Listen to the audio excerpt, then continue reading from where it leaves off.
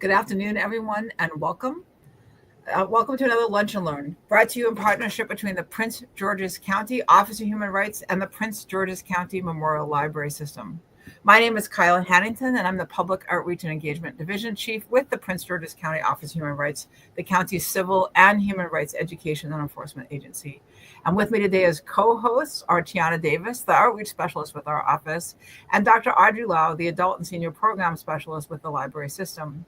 Lunch and Learn debuted in the summer of 2024. The series, which runs every Tuesday at noon, has featured such guests as astronaut Commander John Harrington, Judge David S. Tatel on his memoir Vision, and many more. And we are thrilled today to be kicking off our Black History Month programming with a very special guest, Dr. Noliwe Rooks, in conversation on her book, A Passionate Mind in Relentless Pursuit, The Vision of Mary MacLeod Bethune. An interdisciplinary scholar, Professor Rooks is the L. Hubert Bailow University Professor of Africana Studies and the Chair of Africana Studies at Brown University. Her work explores how race and gender both impact and are impacted by popular culture, social history, and political life in the United States. She works on the cultural and racial implications of beauty, fashion and adornment, race, capitalism and education, and the urban politics of food and cannabis production.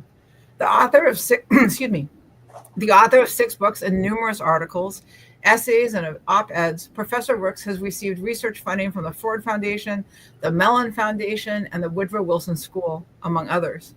She lectures frequently in colleges and universities around the country and is a regular contributor to popular outlets such as the New York Times, the Washington Post, the Chronicle of Higher Education, Time Magazine, and NPR. And I have to say, also breaking news, is a nominee for an NAACP Image Award. So we are going to put that in the chat, a link to that. It was very exciting. So Professor Rooks, welcome. We are so happy to have you with us. Thank you for joining us. Thank you so much for having me. This is lovely. I'm really looking forward to it. To get us started, could you take a few minutes to introduce us to Mary MacLeod Bethune?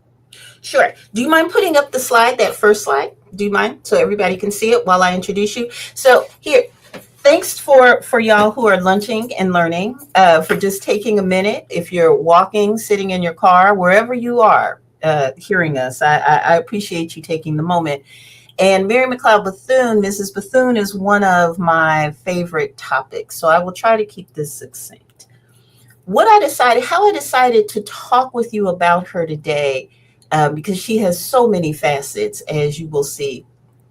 I want to talk about the ways that she inspires me, what she gives me to hold on to, how she shores up my faith, how her life shores up my faith in democracy, in education, in humankind.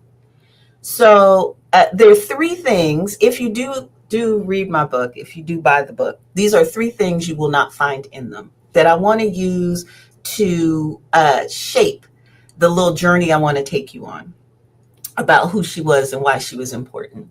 These are 3 pieces, 3 little things from her life. One is that she was born with something called a cowl on her face.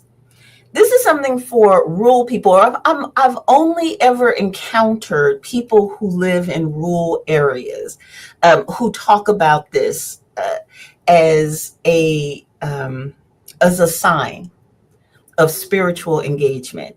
People who are born with a cowl on their face, it's the placenta sac. That's all. You're just born with the placenta on your face. But they call it being born with a cowl. It looks like you come out, you don't have a face.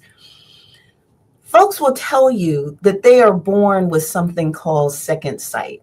They are born with an ability to see what's right in front of them and to see things that other people can't see. W.B. Du Bois, the I don't even know what to call it, master scholar, Renaissance man, in his Souls of Black Folks, talks about Black people as being the 7th son of a 7th son born with a cowl that gifts them with second sight.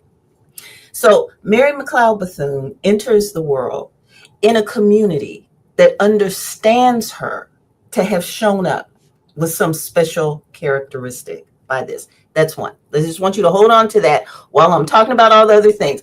People, when she was born, said she's got something going on that is extra special. The second thing, Mary MacLeod Bethune is the 15th of 17 children born to Patsy and Sam McLeod. She is the first in her family to be born free. Everyone else is enslaved. And there's something about that, again, that is about the air, like what it means, the symbolic significance for her to be the first in her family to only have ever breathed air, drawn breath as a free person, as a person who understood herself to have citizenship rights, to be not property, to be able to avail herself of the promises of American democracy. She's the first in her family that's able to make that claim. Although, of course, she has two brothers and sisters. I think it's a brother and a sister who come after her. So that's number two. What does it mean? She's born with a cow, and she understands herself and is in fact born free in her family. The third thing is, actually, I'm gonna have four things. I like, see, this is the thing. The third thing has to do with what happened, building on this idea of her being born free, when freedom came to Maysville, South Carolina. What happened to her community and her family when it became possible to claim freedom and to claim movement for Black people, without turning into a traditional history professor who wants you to know all the things about the context here. But for Black people, freedom in that first instance meant movement. That I will tell you. People got it because people enslavement meant a lot of things, but one of the things it meant was that your movement in the South, what it meant is that your movement was surveilled and curtailed. And so Black people generally, when freedom came, when the Emancipation Proclamation was read in their town square, when whatever military officials showed up in their part of the world to proclaim freedom for them, many just started moving around. They wanted to go follow the military, because I'm going to go back to the people who enslaved me. I'm going where you're going. You just said I'm free. I'm following you. People moved to cities from rural areas. Those were the first movements.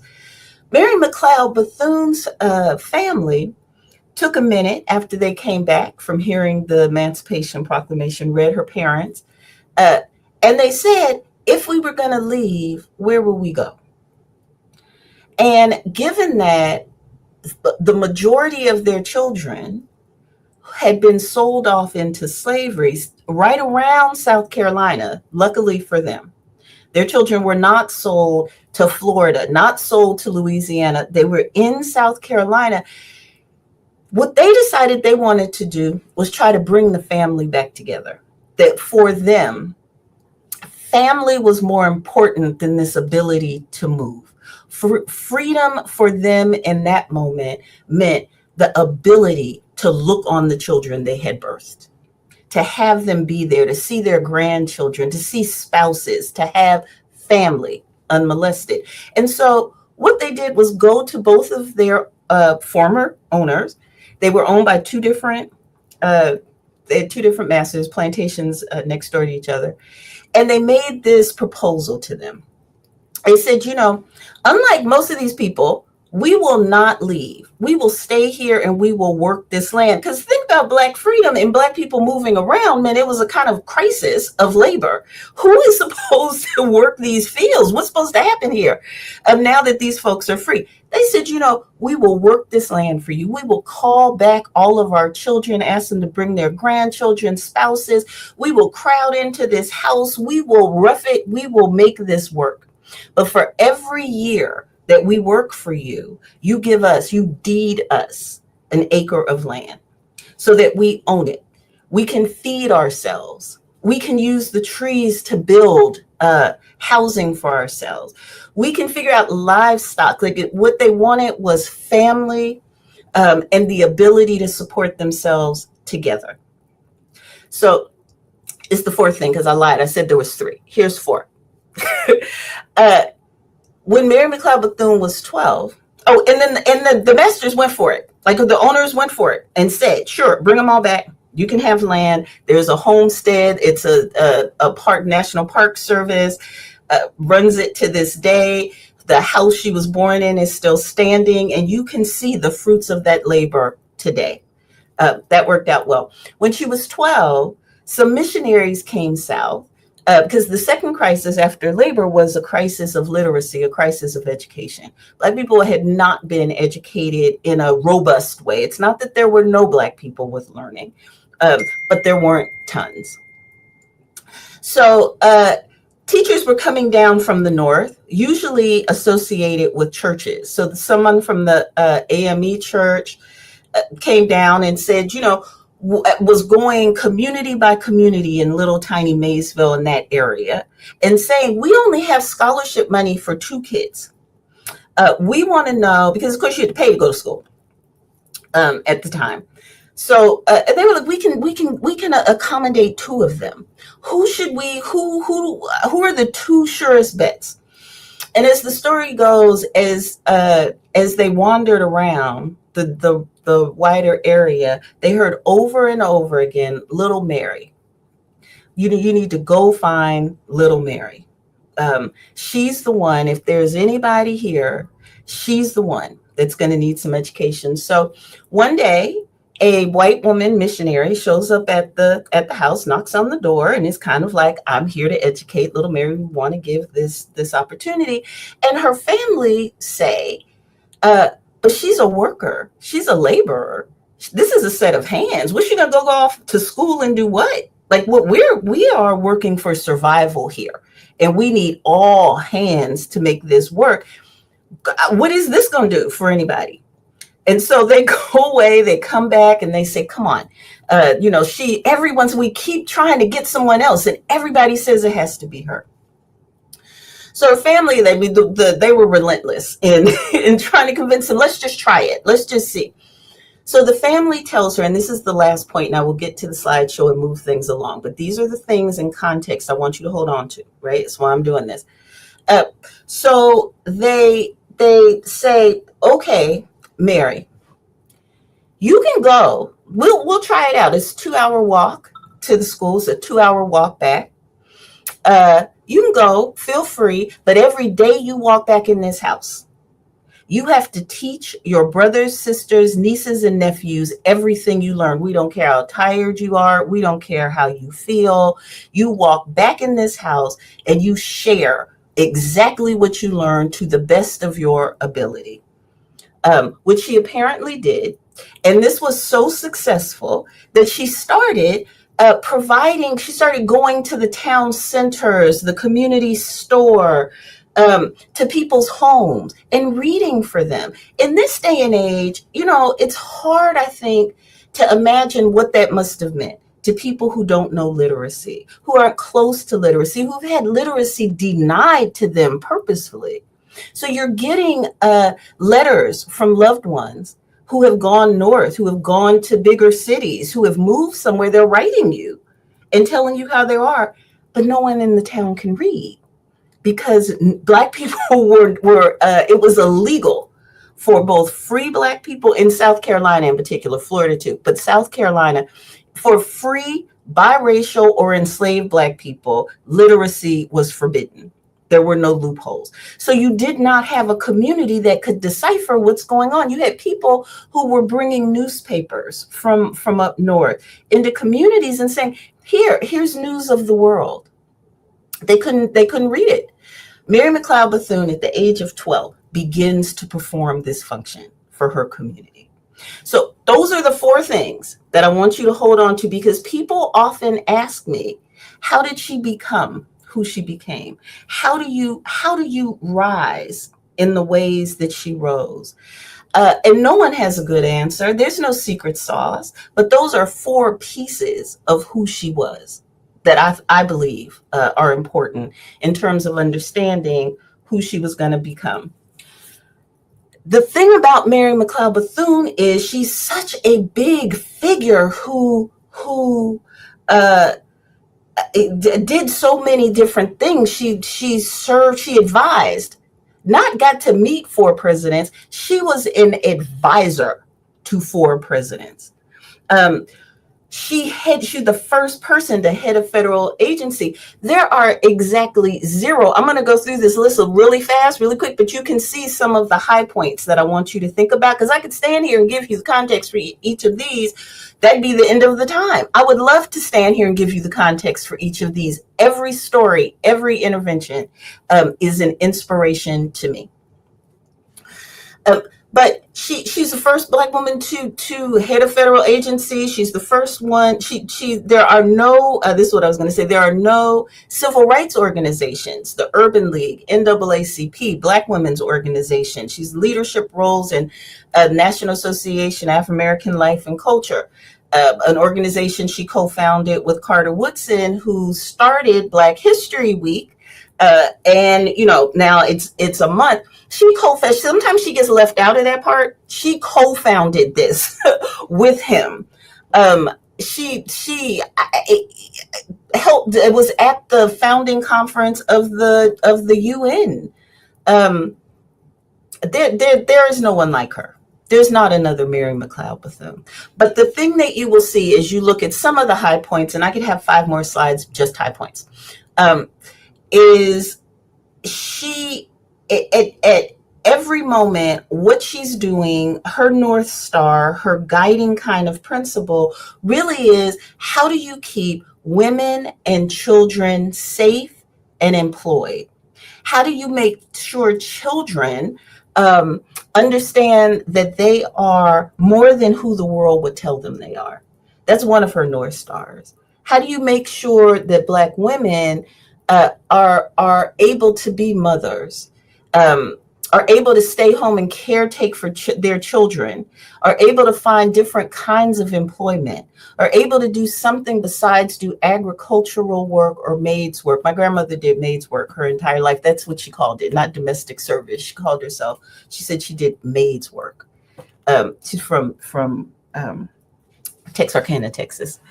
So she wanted to be able to make it possible specifically for Black women and children to have options, to see themselves as human beings. And at every stage of her sort of rise from where she became, that's the North Star. That's what I call it, this North Star, this guiding principle, this faith, which she keeps her eyes turned toward. It seems to be a consistent question of, does this help Black children? Does this help Black women? It's not that she didn't like Black men. She did a whole lot for Black men too. But her primary emphasis are those two. And this just gives you a kind of sense of the reach of who she was. And I especially love one that doesn't get talked about very much. You will rarely hear in 1918, before she's really at the height of her powers, before she's really Mary MacLeod Bethune, before she has started serving any president. Her son's fighting in World War I and is injured and almost dies because at the time, blood was segregated. You couldn't give white blood to Black soldiers, couldn't give Black blood to white soldiers.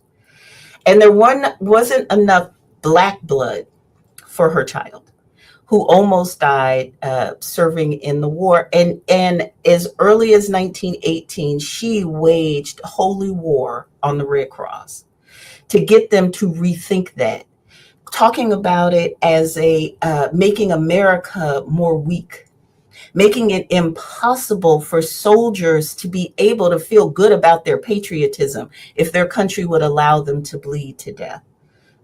For want of blood from people of the right color.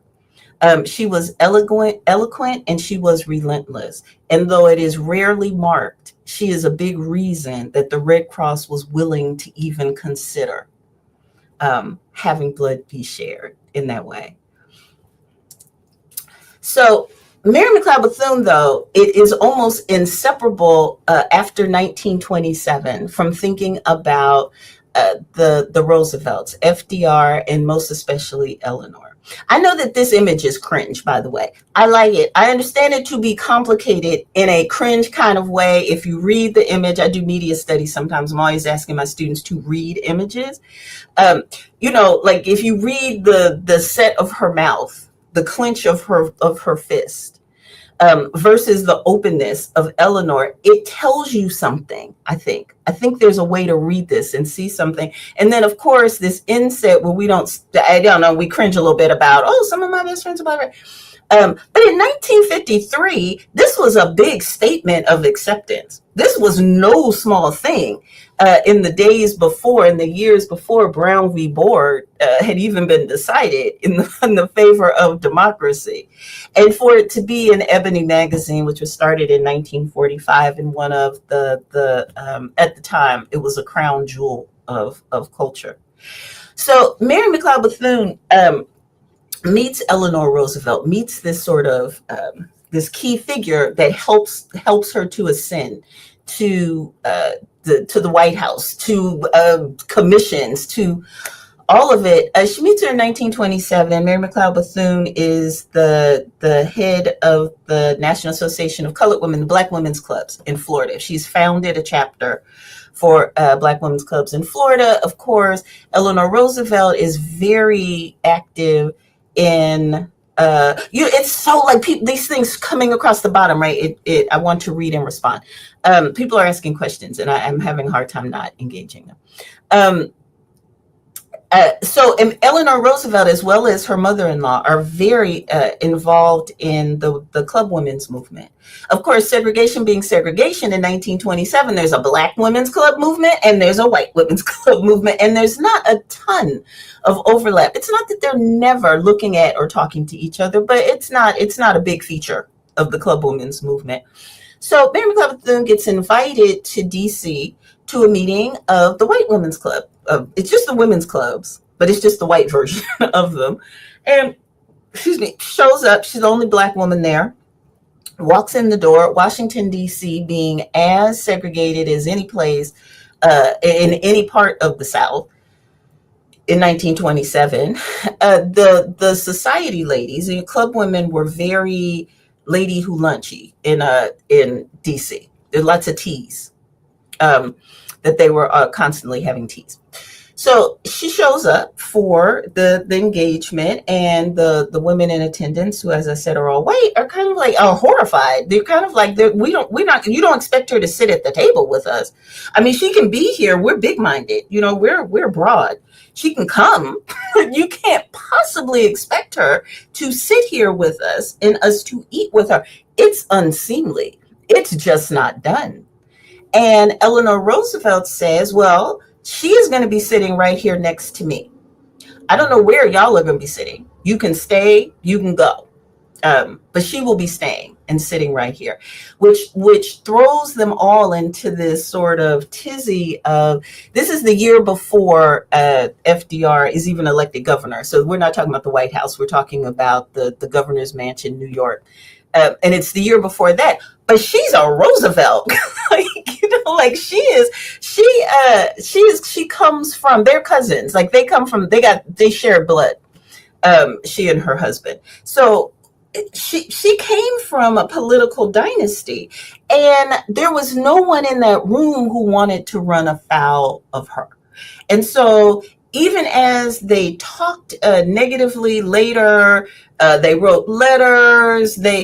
At the time, Mary MacLeod Bethune was seated at the right hand of Eleanor Roosevelt, and the two of them developed a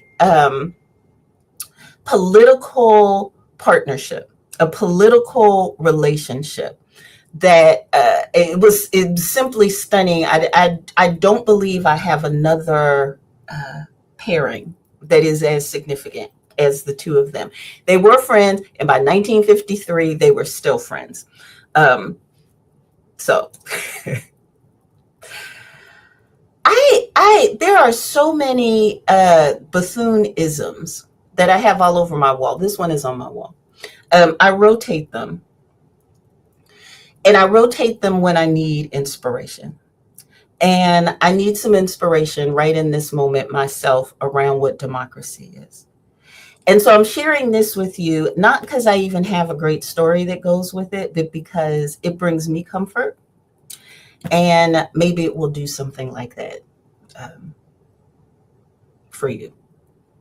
But I do think in this moment it is important for us to find the meaning of democracy that is meaningful for us individually. What it means for the nation is one thing.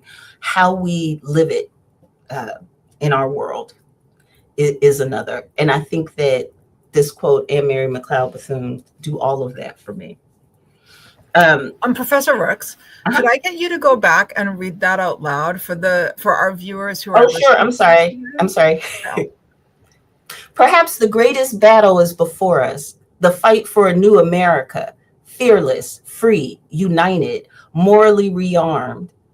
That this nation under God will have a new birth of freedom, and that the government of the people, for the people, and by the people shall not perish from the earth. This is what American democracy means to me. Thank you. So let's see. I have to tell you about this image a little bit, which is not even about her. This is an artist named Tawny Chapman. You see her very often as an elder stateswoman. And part of what I wanted to capture is coming out of that thinking about her as a 27-year-old when she meets Eleanor Roosevelt. She's a young woman. And Tawny Chapman, what she did was she used AI to just sort of enhance and bring out her features. She didn't change anything. She just made her look more like herself. The things I have up in the corner, I already talked to you about when freedom came. I already talked to you about why the call is important. The thing that I think about her regularly, and again, because I'm trying to inspire y'all like she inspires me. So that is why this is put together like this. She believed that love and faith were verbs. She believed that it took action for them to exist, that the words by themselves were a way to order your steps in the direction that you needed to go. But that if you didn't live it, if you didn't demonstrate it, then you weren't doing faith right. That love required this kind of action. And she talks about how many of the key kind of moments in her life are about her living that reality, her founding her school.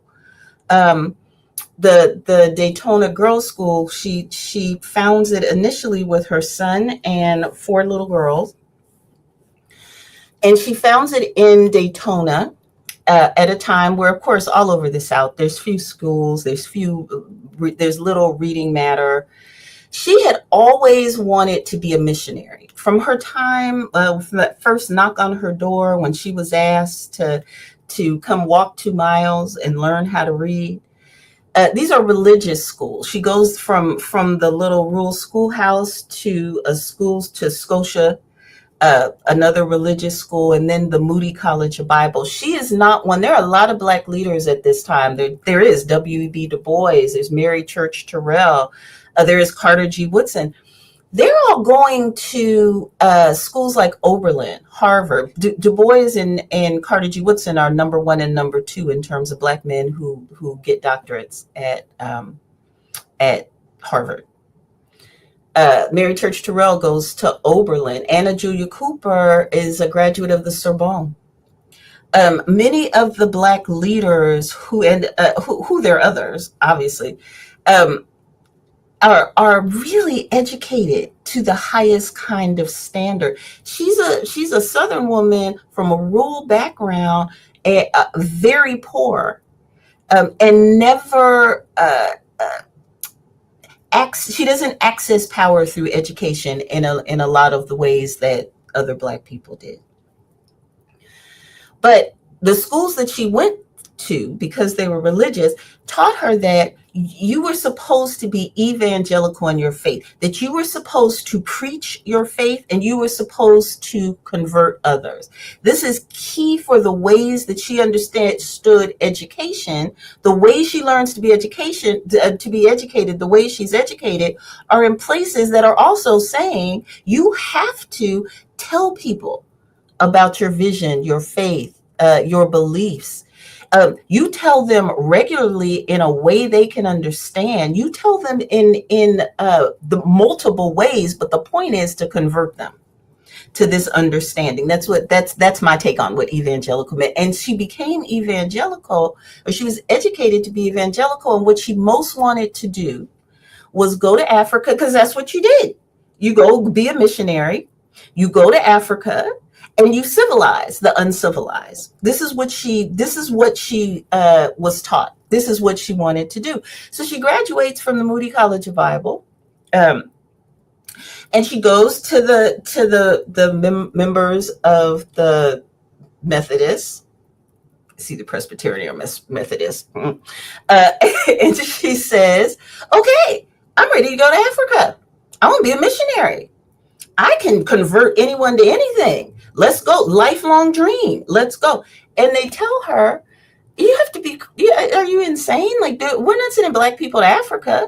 If we're sending missionaries to Africa, we're sending white people because we need the Africans to be inspired by the presence of the civilized white people. This is at a period of time where ideas about civilization and skin color were closely intertwined. So the idea that you would send someone who was the same color as the people you were trying to teach civilization to was just a non-starter. She writes about how she was heartbroken. She couldn't believe it. It's not that she thought they were racist. It's not that it just was. She grew up at a period of time where some things just are, but it's that this had been her dream. It's what she thought she was called to do. For her, since she had started attending these religious schools, she wanted to give back, and who she thought she was going to be giving back to, they were in Africa. But since she picked herself up, and she was like, well, I mean, they got Black people over here, so maybe I should just go and try and be evangelical to them. Like, maybe I should just turn my gaze in another direction. And she starts working in girls' homes. She starts working in prisons. There's stories about her going into bars in Chicago and really deciding that the rowdy, drunken, working class men there just need to hear her profess religion, and they're going to be changed. There's all these stories about how she has to be snuck out, being escaped, like, because she did, she's a little Southern girl. She really didn't understand. But she was like, the power of God is going to help me. And that did not always work in the bars. She did better in some of these other sites, but she started to see her education and her faith it as something for folks domestically. And she started to build organizations and institutions to, again, profess her faith, is what I would say. To turn faith and love into verbs. She, again, as I mentioned, she had started the school. One day, one of her students, a young woman, develops pains in her side that end up being appendicitis.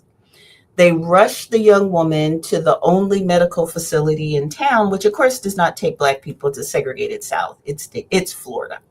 There's pretty hard line there. And so, but she comes, this child is writhing in agony, and she's like, telling the people, I mean, you have to see to her, my God, like, we cannot just let her die. They're finally, moved. They take the young woman out on the back porch and perform surgery on her with no anesthesia. It is, according to Bethune, one of the most brutal things she's ever seen. And again, then they leave her out on the back porch because they're like, well, she can't come inside. You can't think we're actually going to bring a Black person inside what we're calling this medical facility. You need to be happy we let her be on the porch. You need to be happy that the white doctor was willing in this moment at this time to actually even perform the surgery and get over yourself thinking the child should have had some kind of pain medication. She's alive, isn't she? Is the basic conversation that they have. Bethune, from that moment on, dedicated herself to founding a hospital for Black people in Daytona. Because she said, this was not a fight for her that she wanted to wage every time someone needed medical care. And there were people, there were midwives and, people who had medical skill, but there was no actual facility. And she got the bright idea about being able to start a nurses training program. If she could found a hospital, if she could raise the money to found a hospital, and then if she could go to some of the Black medical schools, Morehouse, Meharry, and get the doctors to do their residencies here at her school, which they had to do residencies anyway. She had to build an entire health infrastructure to make this possible, but she did. And she's one of the first schools that starts a nurse training program and a hospital at the same time so that it can happen and so that Black people can actually get trained in how to provide medical care, but also have medical care. This is like every step, everything she does almost is how can I not just help that one child who was tortured during this surgery? How can I take the lessons from that and better the world for someone else? All right, I'm gonna, because I can do this all day, just tell stories. We will be here. You will miss lunch. Dinner will be coming. So I will hurry up here. I'm not saying no to that. So Ms. Bethune has started to call young people, and as I told you, the children were this is actually her son with her, and then a bunch of kids that are not his. But there's this story again in the Why She Inspires Me, Mrs. Bethune arsenal that I have, where she goes to Switzerland and she first encounters Black roses. She's never seen Black roses before. It occurred to me after I first read this some years ago. It's I don't see Black roses very often. Anyway, she had not seen Black roses before, and she's in a big garden, big outdoor garden, all kinds of roses. And she comes back to Bethune-Cookman and she's talking about these Black roses. It was the most extraordinary thing. And she gets 27 bushes sent to Bethune-Cookman because she's I like this idea. I'm going to work with this metaphor. And a little girl says, but how can there be? And she used to tell people that the world is like a big rose garden. The way that you need to think about it, which she would tell the students when she got back to Bethune-Cookman, big rose garden. Some roses are red, some roses are white, some roses are pink, and some roses are Black. And they're all beautiful as they are. And a little girl says to her, I've never seen a Black roses. You can't have Black roses in a garden. We have roses all over the place and none of them are Black. And she says to the little girl, just because you've never seen a thing does not mean it's not true. Which I love. Again, these are all the things I love that she would give. That's the lesson that she would give. Not, shut up, I said they're Black roses, sit down. There's a lot of ways you can respond to a child asking for clarification. And that hers was to give this child a path, give this child something to hold on to. That could help order her steps. This is what I'm constantly saying. Her North Star was Black women and children. And so many of the lessons of her life are about ordering your steps so that you can find your North Star, is what I believe. Again, this is the other. So this is one of the earliest known photographs where you see her with these children. They're in Daytona. And these children have on stockings. So I don't know how much y'all know about Florida and Florida weather, but every time I'm looking at this, I'm like, they have on these stockings and they must have been dying. But the quote, power must walk hand in hand with humility, and the intellect must have a soul. Again, for t-shirt wear, my vision board, this is something I remind myself of regularly. That power without humility and intellect without a soul. There's no AI here. Power without humility, intellect without a soul. To think about what kind of person, what kind of human that would lead you to be. But this is just so you can see what you look like. Holding her Bible, educating the babies. All right, I'm going to wrap this up. So one of the things that she's in here, you can find her. She's in here. She's in here with her son. The first building that she founded on the campus of Bethune-Cookman was called Faith Hall. And it, again, like as I said before, this is I think a kind of testament to how you make faith a verb. You have children who are learning. Her philosophy of education, as I've said, she'd be evangelical. It was always about community. Who can you help?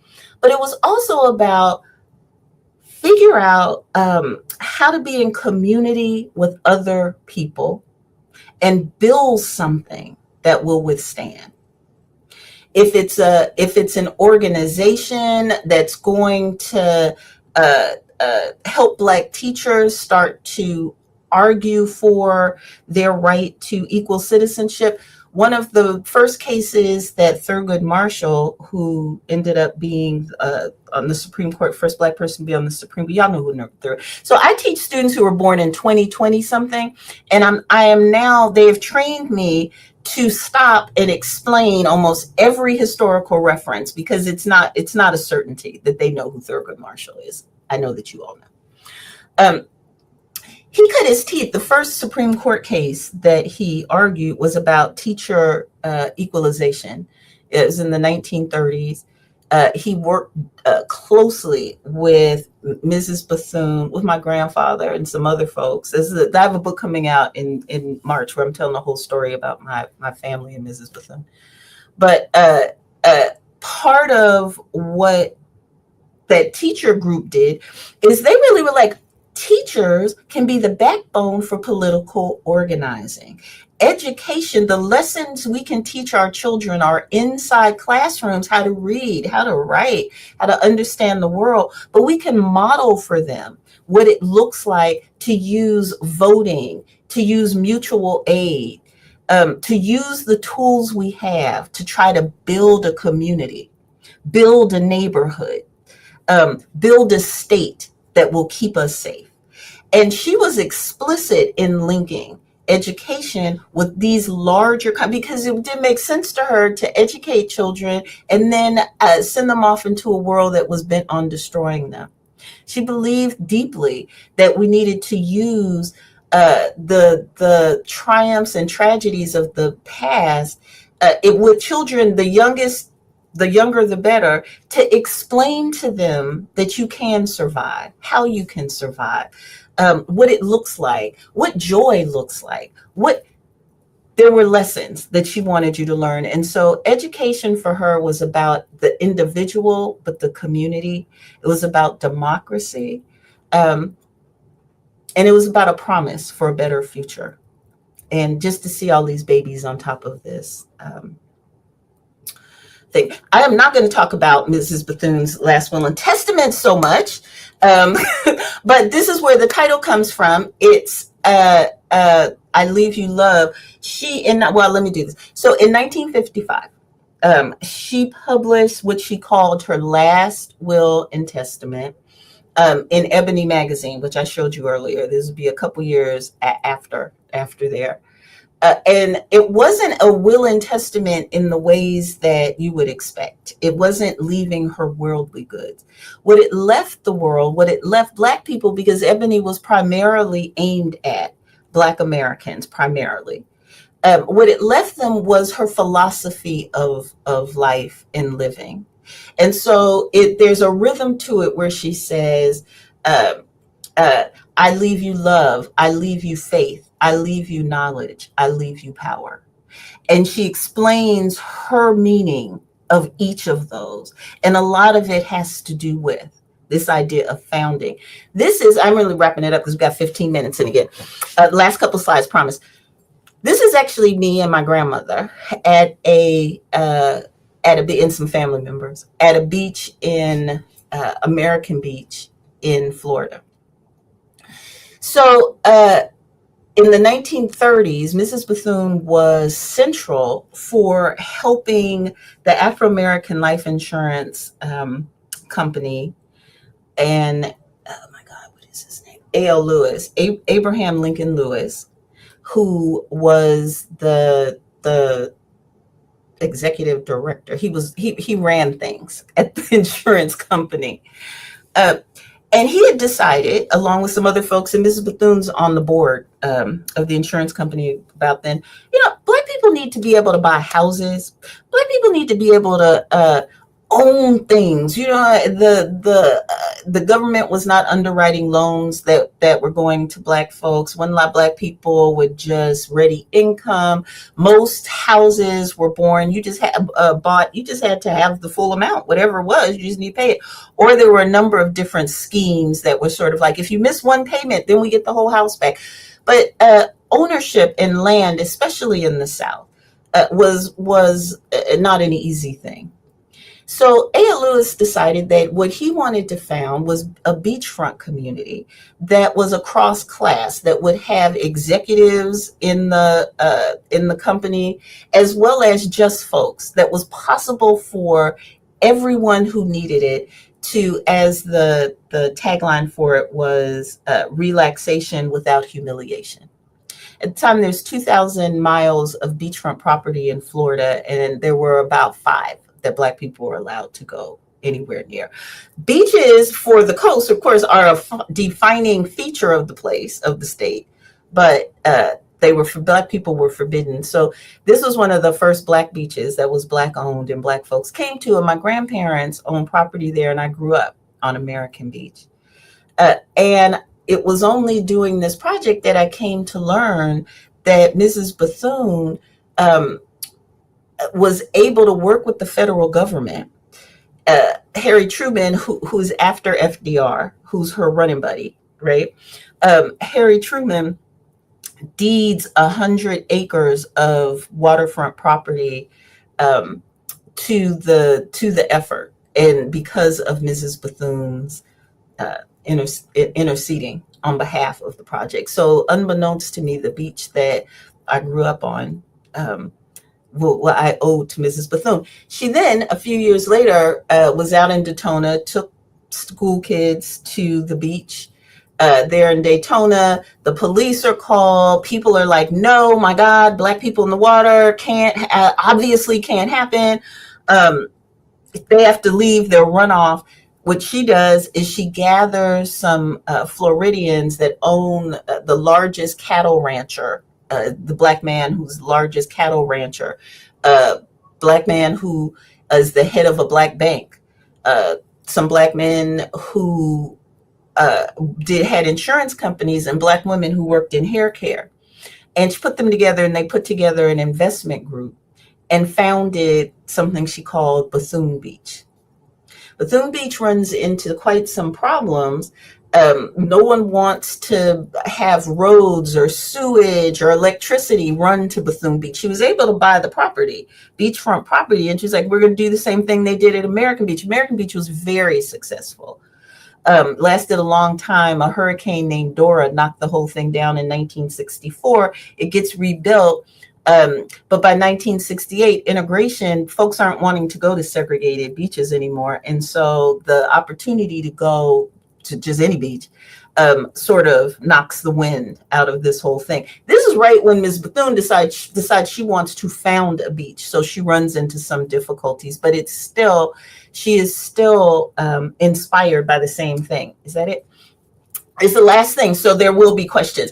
She also inspired artists. So the story that I will tell you, somebody told me who did this quilt on the side, and I'm just not remembering now. The first quilt that you see that's an echo of the image of the photo that I showed you, but he lives in DC. I know that. I know it's a man. I know he lives in DC. The one in the middle is a artist named Charles White, who is quite well known. I don't really think that looked like Miss Bethune, but I think he's being like, she's the green figure in the top. I don't see it, but I think he's being evocative. And then the quilt is Faith Ringgold. But the quick story that I'll tell you about Mrs. Bethune and artists and that kind of inspiration is uh, Langston Hughes, the poet from the Harlem Renaissance, uh, went to Lincoln uh, around the same time that Thurgood Marshall was there, and everybody knew Mrs. Bethune. So he came to know, Langston Hughes came to know Mrs. Bethune. And in his autobiography, he credits her with urging him to become an artist. And what he says is, at the time, nobody was telling Black people to go be an artist. Everybody's like, go do some, go be a lawyer, go free somebody, do big things, not be an artist. Like, what is the career there? And he said that what gave him the faith and the strength and the fortitude to persevere and become an artist, become a poet, a writer, a playwright, was because she told him he could. And she starts the first theater arts program at HBCU and hires Zora Neale Hurston to run it for her. So this is 1930s.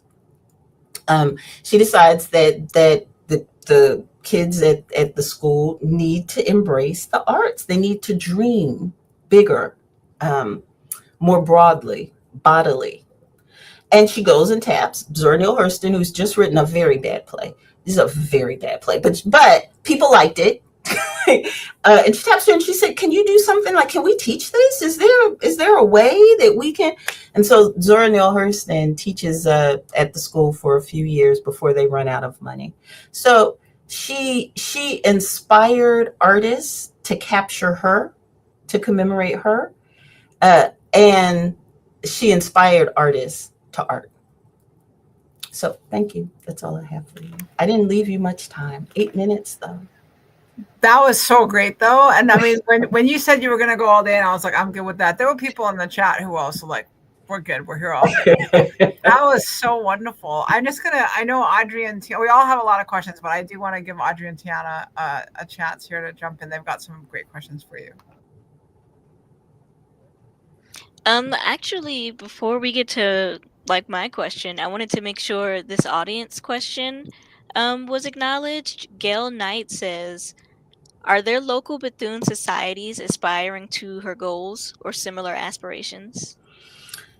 I don't, there was, up until the 70s, there were a lot of Bethune clubs. I think like clubs, like that kind of, that infrastructure in Black communities, it is not quite as easy to find, is what I would say. So I haven't heard, I mean, there's still the National Council of Negro Women, which is the organization that she founded in 1938. And she founded it so that she could have the largest body of women. And this was across ethnicity and race. At some point, she started being like, let's just get all the women, so that women could lobby on their own behalf. To make sure that these values that she had about women and children needing protection, that those she saw crossing race and crossing from the U.S. to the globe. And so the National Council of Negro Women begins as an organization of organization. There's 25 organizations, sororities, clubs, formal organizations that all come together when times demand it to press on some kind of issue. I mentioned them to say that there are still the National Council of Negro Women still exists. It's an active organization, and so there are still chapters around. That's probably as close as we can get. So I wanted to ask, in chapter 1, Mrs. Bethune is described as present, seen, and undeniably there.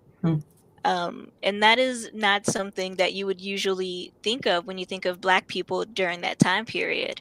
How much courage did it take for her to present herself that way, to demand the sort of respect that she was constantly demanding? Man, I'm gonna tell you, she in all the ways leads me to be like, but how did you come to this? Who gave you this? So I opened the book with a story from 1938 in Alabama, where there is a multiracial organization that's meeting to talk about credit and education and policing and rights. And so, and they're white and they're black and they're young and old and they're socialists and there's teachers. And it's this lovely kind of moment that I didn't actually know a lot of that was happening out in public in 1938.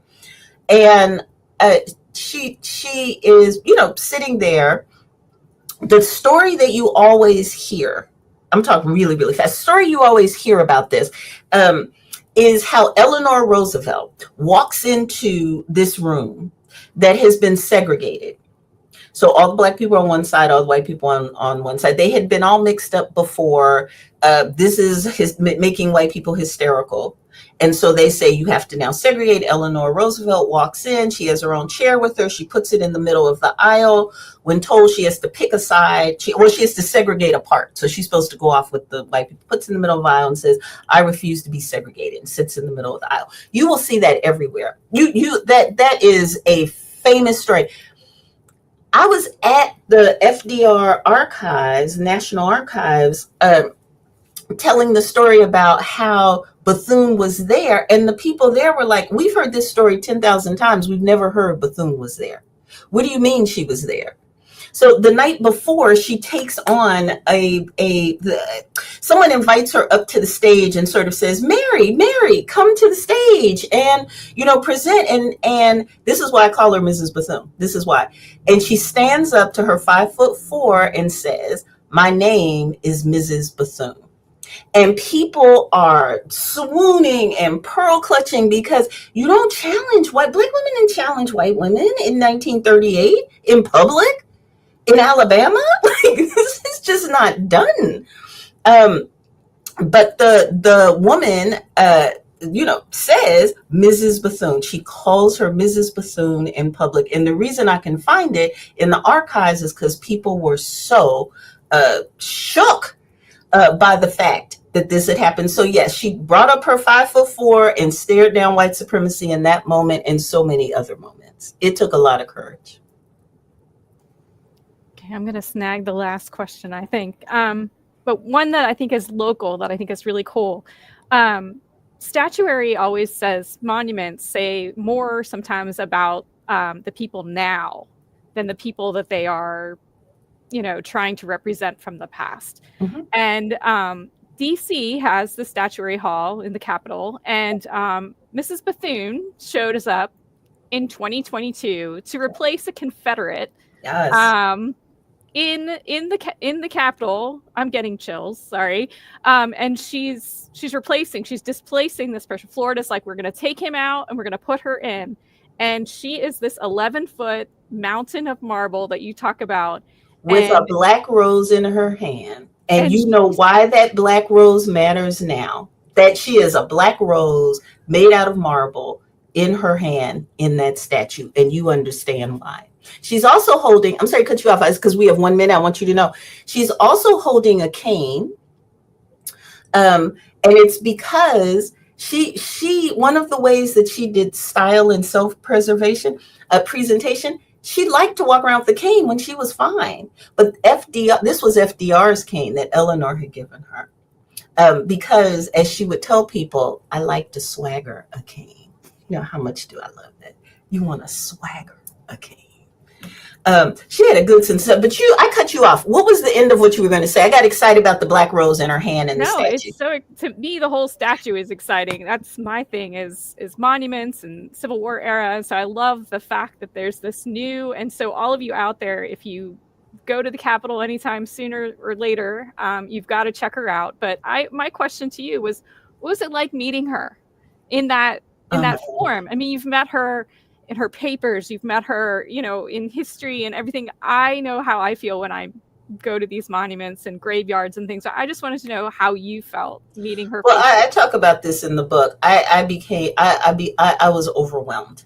I didn't expect it because I really was just like, I'm just coming to see it's a statue. you. I just want to see it. I'm writing about her. I should see this. My husband and I flew down to Florida to see it before it went to Statuary Hall. It started in Florida, and then they took it on a tour. It stopped in South Carolina. There was a whole big thing there before it got up to Washington and was installed. So I saw it in Florida. I knew I was going to see it in Washington. I tried to see it in South Carolina and just couldn't.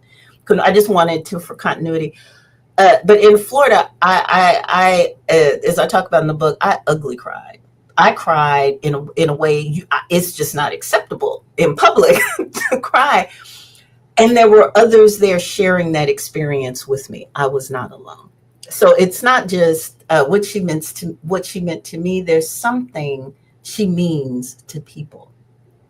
And I've just tried to give you a little sense of what that might be. And for those of you at home who may or may not know, each state gets 2 statues. And so lately, a lot of them have been switched out to be more representative of the actual, and to have Florida of all states put Mrs. Bethune. I had my moment when I heard about it. And so I just think it's really great that those of you who are at home can actually go see this and go into the Capitol, take the train, take a weekend and go see her. So.